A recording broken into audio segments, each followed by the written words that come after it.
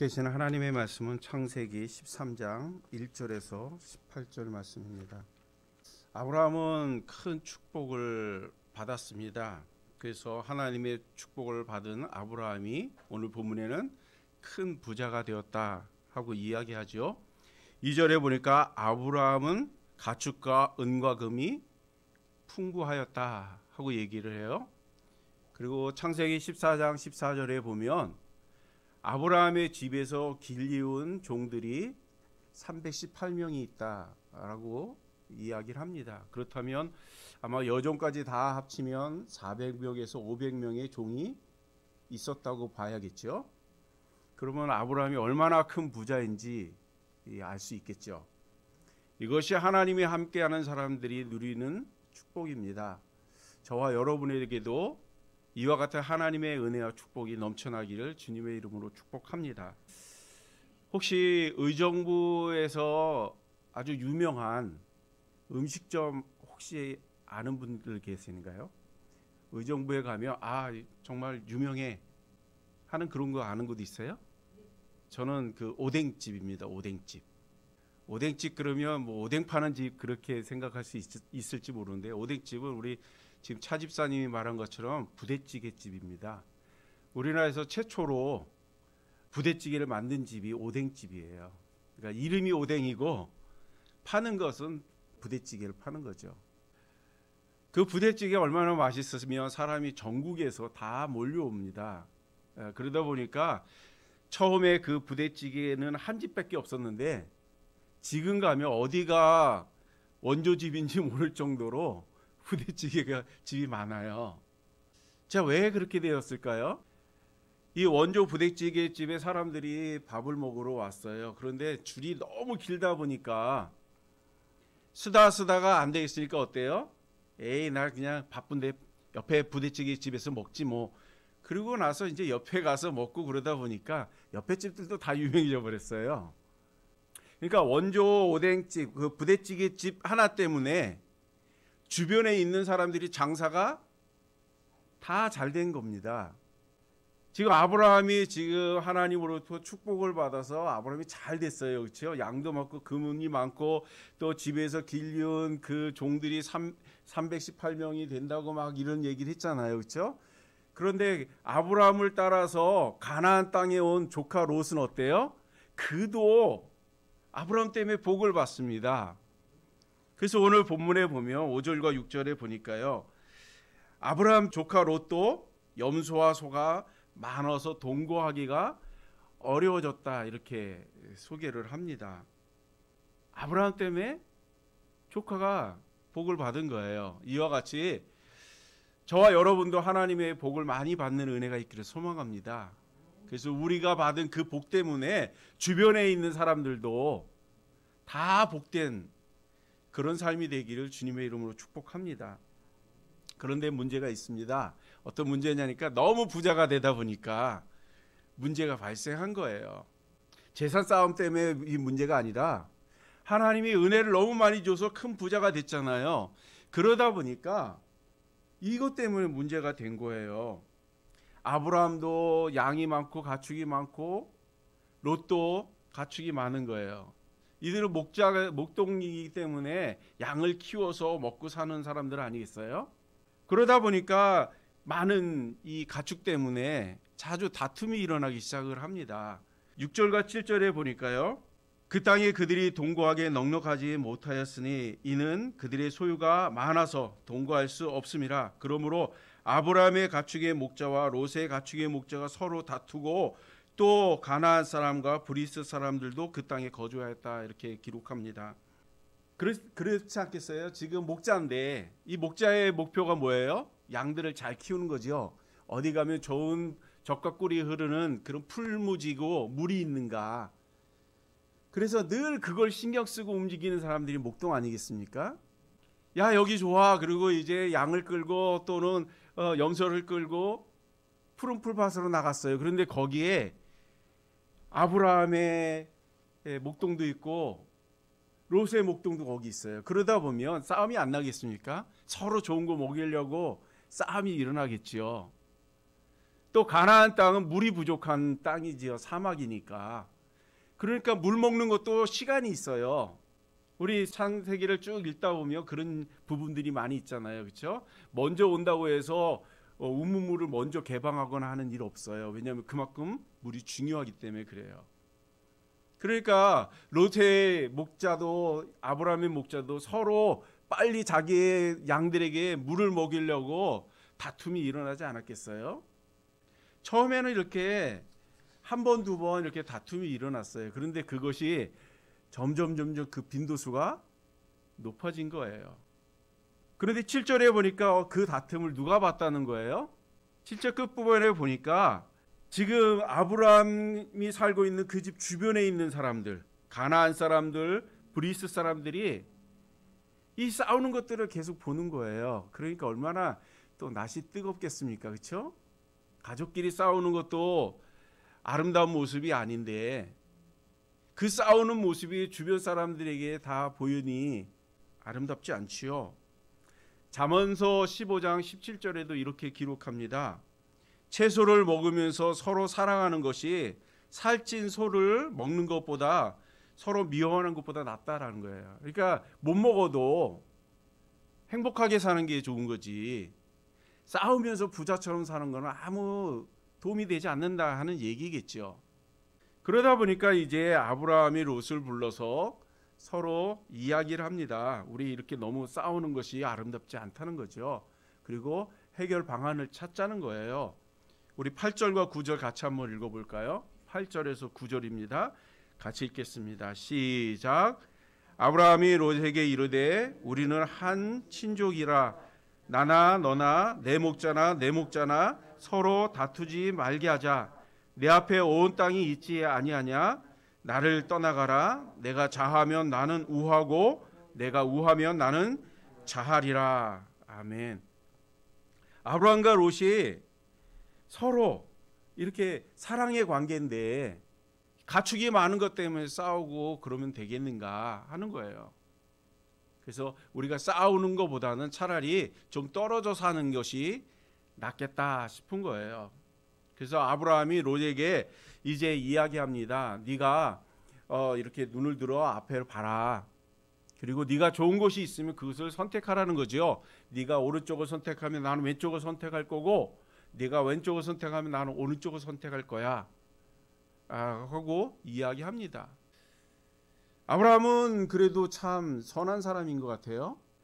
웬만하면 장유유서 따지지 않겠어요? 내가 어른이니까 내가 먼저 땅을 선택할 거야 이렇게 얘기할 것 같은데 오늘 본문에 아브라함이 롯에게 선택권을 주는 걸 보면 좀 선한 사람인 것 같아요. 자, 그러면서 이제 택한 것이 소돔 땅이라고 오늘 본문에는 이야기합니다. 지금 아브라함과 롯이 있는 곳이 어디죠? 아브라함과 롯이 있는 곳이 베델이란 땅이에요. 사막 한가운데라는 얘기죠. 거기를 둘러보면 뭐가 있을까요? 그렇죠. 아무것도 없어요. 모래 사막밖에 없어요. 아무것도 없어요. 자, 그런데 그곳에서 네가 보기에 좋은 곳을 택해 가라고 한다면 자, 아브라함은 남는 게 뭘까요? 아무것도 없는 거예요. 그 아무것도 없는 그 사막에서 그나마 좋다고 하는 땅을 롯에게 양보하는 거잖아요. 그럼 아브라함이 갖는 건 뭐예요? 아무것도 없습니다. 그럼에도 불구하고 아브라함이 롯에게 선택권을 주는 겁니다. 왜 이런 결정을 했을까요? 그것은 아브라함은 하나님을 믿기 때문에 그래요. 하나님을 바라보기 때문에 그래요. 무에서 유를 창조하시는 하나님이 나와 함께 하시면 그 어디에 있다 할지라도 부족할 거 없다는 거죠. 두려울 게 없다는 거예요. 그러기에 아브라함이 먼저 롯에게 선택권을 주는 것을 보게 됩니다. 10절에 보니까요. 이에 롯이 눈을 들어 요단 지역을 바라본즉 소알까지 봤다는 거예요. 온 땅에 넉넉하고 거기에 소돔과 고모라가 멸하기 전에 여호와의 동산과 애굽 땅과 같다라고 이렇게 표현하고 있어요. 그것을 롯이 선택을 합니다. 하나님의 동산은 어떤 동산일까요? 하나님의 동산. 하나님의 동산 그러면 바로 에덴 동산을 이야기하는 것 같지 않습니까? 롯이 보기에 소알, 그러니까 지금 소돔 땅인데요. 이 소돔 땅이 마치 에덴 동산 같다라는 거예요. 그리고 애굽 땅 같다고 얘기해요. 애굽 땅은 어떤 땅이죠? 롯 시대를 좀 지나가면 요셉이라는 사람이 자녀로 태어나지요. 그때 요셉이 애굽에 이사를 갑니다. 어디로 이사를 가냐면 애굽 땅 중에 고센이라는 땅으로 이사를 가는데 거기는 목축하기가 너무 좋은 땅이라고 거기서 400년을 살거든요. 자, 그렇다면 지금 롯의 눈에는 애굽 땅 같다라고 하는 것은 너무너무 좋은 땅이었다는 거죠. 젖과 꿀이 흐르는 땅이 이 소돔 땅이었다는 거예요. 그래서 롯은 그 소돔 땅을 선택하고 그것으로 이사를 가는 것을 보게 됩니다. 그래도 좀 체면상 삼촌하고 같이 있으니까 삼촌이 먼저 선택하는 게 맞는 거 아니겠어요? 그러니까 삼촌이 좀 먼저 선택하세요. 이렇게 한마디 하면 얼마나 좋아요, 그렇죠? 그런데 롯은 혹시 삼촌이 거기 선택하면 어떡할까 싶어가지고 삼촌한테 선택권을 주지 않아요. 11절과 12절에 보니까 바로 소돔 땅으로 이사를 갔다라고 기록하는 것을 보게 됩니다. 이 롯이 만일에 하나님을 조금이라도 믿었다면 어떤 선택을 하게 될까요? 아마 그 좋은 땅을 보면서 하나님 앞에 기도하지 않았을까요? 하나님, 저 땅을 제가 이사를 가려고 하는데 하나님은 좀 어떠세요? 이사 가도 좋겠습니까? 하고 한 번쯤은 좀 묻지 않았겠어요? 그런데 오늘 본문에는 롯이 하나님 앞에 묻지 않습니다. 그냥 보이는 대로 너무 좋다 싶으니까 삼촌도 그냥 보이지 않는 거죠. 그냥 소돔 땅만 보이는 거예요. 그리고 바로 이사를 가는 것을 보게 됩니다. 사랑하는 여러분, 우리가 보는 것들이 다 좋은 것일까요? 우리 속담에 보기 좋은 떡이 먹기도 좋다 그래요. 정말 보기 좋은 떡이 먹기도 좋을까요? 어떨 것 같아요? 보기 좋은 떡이 맛있다고요? 먹기 좋다고요? 아닐 수 있습니다. 보기 좋은 곳이 다 좋은 것만 아니에요. 소돔을 봤을 때 그 소돔 땅은 어떤 땅이었다고 그랬죠? 보기에 너무 좋았다는 거예요. 마치 하나님의 동산 같은 곳이고 애굽 땅 같은 곳이었다라고 얘기합니다. 그러니까 보기 좋은 곳이죠. 그러나 다 보기 좋다고 해서 좋은 곳이 아니고요. 좋게 보인다고 맛있는 게 아니에요. 국어사전에 보니까요. 이렇게 기록을 합니다. 보기 좋은 떡이 맛도 좋다는 얘기가 이런 거예요. 겉모양이 좋으면 그 내용물도 좋다라고 사람이 생각한다는 거죠. 그런데 그렇지 않아요. 보기에 좋아도 맛없는 거 많습니다. 그래서 속지 마셔요. 소알 땅이 아무리 좋게 보여도 거기는 그렇게 행복한 땅 아니에요. 속지 않아야 돼요. 왜냐하면 우리가 지금 읽고 있는 창세기 13장 바로 뒤에 14장인데요. 14장에 보면 이 롯이 소돔으로 이사 간 지 얼마 안 돼서 거기 큰 전쟁이 일어납니다. 그리고 롯은 그 자기가 갖고 있는 재산 다 뺏기고요. 포로로 끌려가는 신세가 듭니다.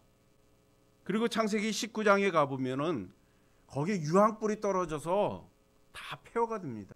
오늘 본문에 롯이 소돔을 보면서 뭐라고 했죠? 거기 물이 많았다고 했죠. 오늘날 그 소돔 땅에 가면요, 그 물이 아무도 먹지 못하는 사해바다예요. 보기 좋았죠. 에덴 동산 같았고요, 애굽 땅 같았는데요. 지금은 아무런 흔적도 없는 쓸모없는 땅이 되었어요. 자, 그렇다면 아브라함이 볼 때의 소돔 땅은 어땠을까요? 어땠을 것 같아요? 아브라함이 본 소돔 땅? 아브라함은 거기가 폐허가 될 거 알았을까요? 아브라함도 몰라요. 그런데 자기의 조카, 그것도 사랑하는 조카가 글로 이사 간다 할 때 막 만류합니까? 거기 망할 거라고? 그런 장면이 나오지 않지요. 그걸 보면 아브라함이 보기에도 거기 너무 좋은 땅이었던 거예요. 그곳에 가면 롯이 잘 살 거라는 생각에 만류하지 않은 거죠. 그런데 막상 가보니까 거기는 우리가 생각하는 것처럼 그렇게 좋은 땅이 아니었다는 겁니다. 시편 기자가 이렇게 기록을 합니다. 시편 127편 1절과 2절에 보니까요. 여호와께서 집을 세우지 아니하면 세우는 자의 수고가 헛되며 여호와께서 성을 지키지 아니하며 파수꾼의 깨어 있음이 허사로다. 너희가 돈을 벌기 위해 일찍 일어나고 늦게 누우면서 아무리 수고의 떡을 먹어도 하나님이 함께하지 않으면 그것은 다 헛것이다. 이렇게 기록하고 있는 것을 보게 됩니다. 아무리 좋은 땅이라고 해도 하나님이 거기에 거하지 아니하면 거긴 축복의 땅이 아닙니다. 하나님이 함께할 때 그것이 축복의 땅인 거죠. 자, 이제 이 롯이 소돔을 향해서 이사를 갔어요. 그러니까 아브라함이 혼자 남았죠. 혼자 남아서 어디를 쳐다보고 있을까요? 롯은 지금 소돔이란 곳을 향해 갔잖아요. 그렇죠? 그런데 아브라함이 롯에게 뭐라고 약속하죠? 네가 우하면 나는 어떻게 한다고요? 좌한다고요. 네가 좌하면 나는 우한다고 그랬죠. 자, 롯이 소돔 땅으로 갔어요. 너무 좋은 땅으로 갔어요. 그러면 반대를 돌아봐야 되겠죠. 반대를 돌아보니까 뭐가 보여요? 가나안 땅이 보이는 거예요. 사막 땅. 소망이 있습니까? 거기 꿈을 발견할 수 있어요? 지금 가보면 그래도 과학이 발달돼서 물이 있어요. 수돗물이 잘 돼가지고 물이 나와요. 아브라함 시대에도 그랬을까요? 아브라함 시대에는 사막이잖아요. 거기서 물을 어디서 갖고 오겠어요? 거기서 어떻게 양들을 치고 먹이겠어요? 아무 소망이 없는 곳이죠. 그런데 아브라함이 지금 뭘 바라보고 있어요? 그 가나안 땅을 바라보고 있는 거예요. 그러면서 가슴을 치고 있나요? 아유, 내가 소돔 땅을 선택할 걸. 그리고 가슴을 치고 있나요? 그렇게 하지 않아요. 아브라함은 가나안 땅을 보면서 사막을 보고 있지 않아요. 하나님을 바라보고 계세요. 하나님이 약속을 한 게 내가 어디로 가든지 내가 너와 함께 한다고 했고, 또 하나님께서 가나안 땅을 축복의 땅이라고 약속을 했기 때문에 거기에 너와 내 자녀들이 거기에 모래알같이 많게 될 거라고 약속한 게 있기 때문에 아브라함은 그 하나님의 말씀을 마음속에 담고 있는 거예요. 그러니까 가나안 땅을 보면서 황무지 같은 그 사막 땅을 보면서 가슴 두들기면서 한탄해하지 않아요. 후회하지 않아요. 오히려 기대를 하고 있죠. 이제 하나님이 무슨 일을 하게 하실까? 하나님이 어떤 은혜와 축복을 나에게 주실까 하는 기대를 갖고 아브라함은 가나안 땅을 바라보고 있습니다. 그럴 때 하나님께서 아브라함을 또 찾아오셔요. 그리고 아브라함에게 이야기를 합니다. 우리 한번 같이 읽어보죠. 14절에서 15절입니다. 14절과 15절 같이 한번 읽겠습니다. 시작. 롯이 아브라함이 떠난 후에 여호와께서 아브라함에게 이르시되 너는 눈을 들어 너 있는 곳에서 북쪽과 남쪽을 그리고 동쪽과 서쪽을 바라보라. 보이는 땅을 내가 너와 내 자손에게 주리니 영원히 이르리라. 아멘. 하나님이 그 땅을 주셨다는 거예요. 그것도 너한테만 주는 게 아니라 너희 자손 대대에게 주시겠다는 거예요. 그러니 아브라함이 얼마나 마음이 든든하겠어요. 그렇죠? 우리도 상황이 어려움이 찾아올 때가 있지 않아요? 우리의 삶이 좀 힘겹고 지칠 때가 있지 않아요? 늘 행복하신가요? 똑같은 하루를 보내도 어떨 때는 막 지칠 때가 있어요. 막 짜증내기도 하고 왜 내 삶이 이런가 한탄하고 막 화가 날 때가 있지 않아요? 그게 우리에게 주어진 매일매일 삶 아니겠어요? 그럼에도 불구하고 아브라함이 그 환경을 탓하지 않습니다. 지금 사막을 보면서 왜 하나님 나에게 이런 땅을 주시고 왜 내 소망을 꺾습니까? 내가 갈대아 우르에 있을 때 얼마나 잘 살았는데요. 후회하지 않아요. 그 당시에 갈대아 우르가 어떤 땅이에요? 축복의 땅이죠. 역사 속에서도 갈대아 우르는 엄청나게 번창한 나라예요. 지금 지도로 보면 이란, 이라크 이쪽이에요. 거기에는 물이 있었거든요. 그리고 고대 문명 그러면 대부분 거기서 다 나오지 않아요? 그러니까 과학이 발달된 나라가 아브라함이 살던 땅이에요. 먹고 살기 너무 좋은 땅이 아브라함이 살던 갈대아 우르였다는 거예요. 그런데 거기서 하나님이 아브라함을 불러내시면서 뭐라고 했어요? 축복의 땅으로 인도하겠다고 데려가신 곳이 가나안 땅인 거예요. 여러분들 만약 친구들이 여러분들을 그렇게 이끌었다면 어떻게 됐을까요? 그 친구 또 볼까요? 다시는 안 봤을 거예요. 그런데 아브라함은 하나님이 이끈 대로 계속 왔어요. 그리고 가나안 땅에 왔는데요. 가나안 땅도 기근이 있어가지고 도저히 살 수가 없어서 애굽으로 또 내려가기도 하거든요. 그럼에도 불구하고 하나님을 원망하지 않고 롯이 소돔 땅을 선택했을 때에 아브라함이 가나안 땅을 보면서 하나님을 바라본 이유가 있어요. 그게 뭘까요? 우리가 처음에 읽었던 그 부분인 거예요. 2절에 보니까 아브라함의 그 가축과 은과 금이 풍성하였더라. 어떻게 가나안 광야 그 사막 한가운데 사는 아브라함이 큰 부자가 될 수 있었을까요? 사막에 아무것도 없잖아요. 모래밖에 없잖아요.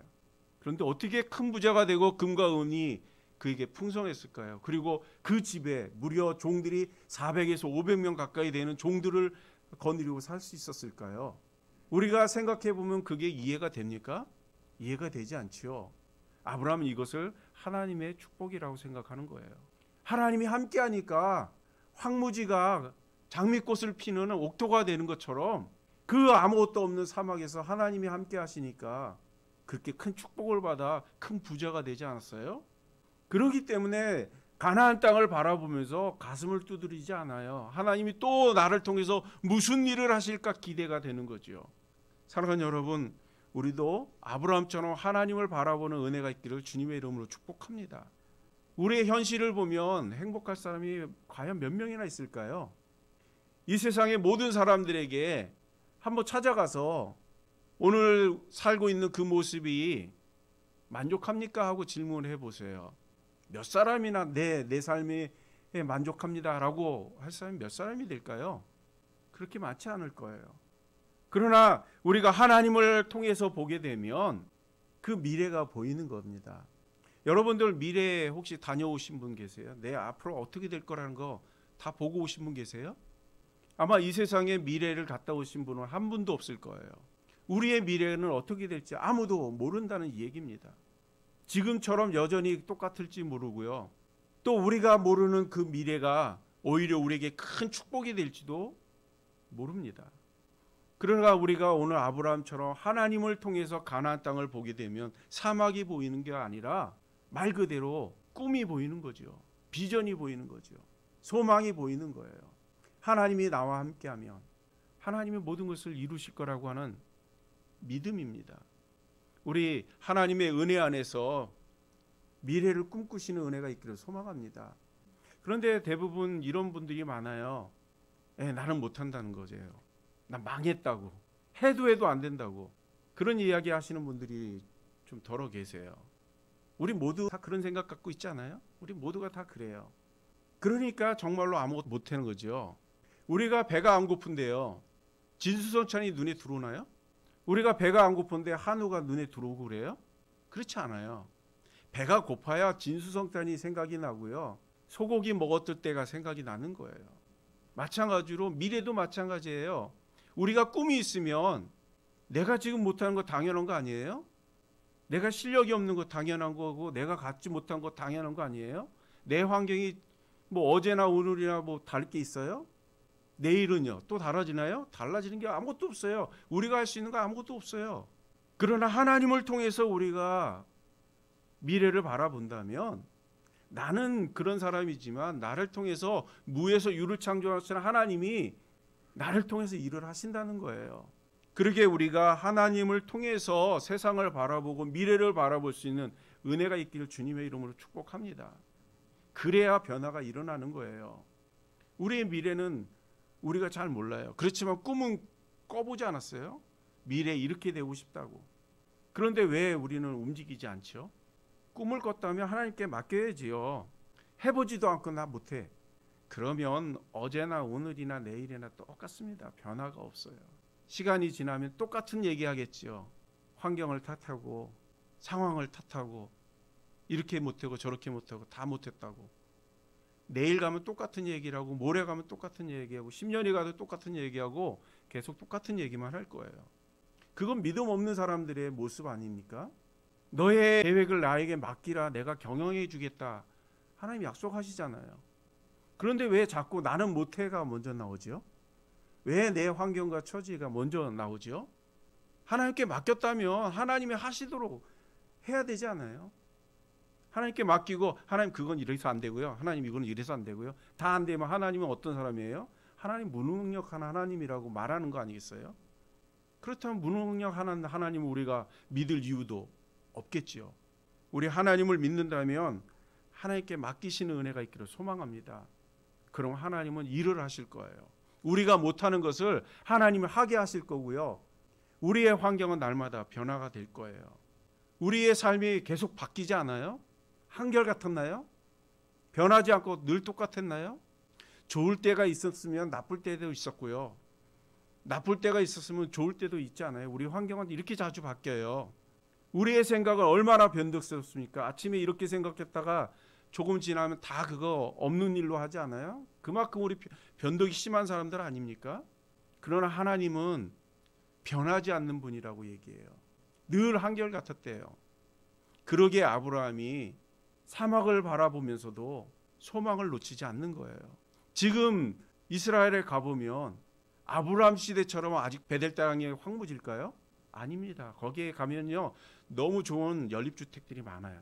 야곱이 베개 베고 잤던 그곳은 유적지이기 때문에 별로 볼품없는 모습으로 남아 있어요. 그러나 거기를 가려고 그러면 좋은 이 연립주택을 지나가야 돼요. 거기 경비도 씁니다. 그 땅이 될 거라고 아브라함이 생각하고 거기에 머물렀을까요? 환경이 그렇게 바뀔 거라고 알았을까요? 모릅니다. 우리는 아무것도 할 수 있는 것이 없어요. 능력이 안 됩니다. 그러나 하나님은 우리와 늘 함께 하시겠다고 얘기하세요. 우리 그 하나님을 의지하고 지금의 모습들을 바꾸시는 은혜가 있기를 소망합니다. 하나님이 하실 거라고 하는 기대를 갖고 시작해보는 은혜가 있기를 소망합니다. 한 번도 안 간 곳은 두려울 수밖에 없어요. 한 번도 해보지 않은 일은요 엄두가 나지 않아요. 왜냐하면 경험을 안 했기 때문에, 그것이 쉬운지 어려운지 모르기 때문에, 혹시 손해보면 어떡하지 하는 것 때문에 안 합니다. 그러나 해본 사람과 안 해본 사람은 차이는 있어요. 빌 게이츠라는 사람이 컴퓨터만 써서 엄청 부자가 됐죠. 자, 그 당시 사람들 가운데에 컴퓨터를 만들겠다고 생각했던 사람들이 없었을까요? 많이 있었을 거예요. 그런데 왜 빌 게이츠만 성공했을까요? 그 사람은 했고 다른 사람은 생각만 했기 때문에 그래요. 우리 하나님의 은혜 안에 기도하고 남들이 안 한다 해도, 내가 못한다고 해도 한 번쯤은 노력하고 도전해 볼 수 있는 은혜가 있기를 소망합니다. 그러면 우리의 미래는 지금보다 많은 변화가 나타날 거예요. 성공했을지 실패했을지는 모르지만 어제와 오늘이 똑같은 하루가 아니고요, 오늘과 내일이 똑같은 하루가 아닙니다. 우리 하나님의 은혜 안에 꿈꾸고 소돔을 바라보지 말고 미래를 바라보는 저와 여러분이 되시길 주님의 이름으로 축복합니다. 그리고 우리의 삶이 보다 더 풍성한 은혜의 삶이 되기를 주님의 이름으로 축복합니다. 기도하겠습니다.